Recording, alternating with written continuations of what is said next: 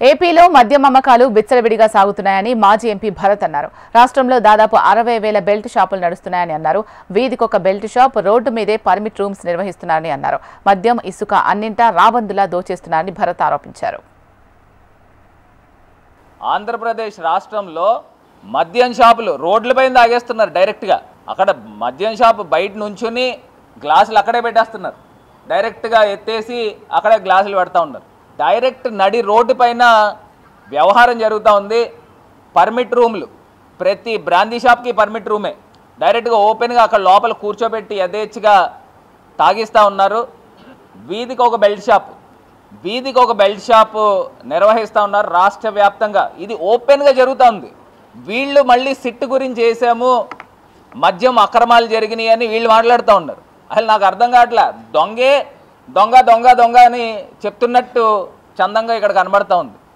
బాబు గారు చేసిన మద్యం దోపిడీ నెవర్ బిఫోర్, ఇంకా ఎవర్ ఆఫ్టర్ కూడా ఎవడు కూడా చేయలేడు కూడా.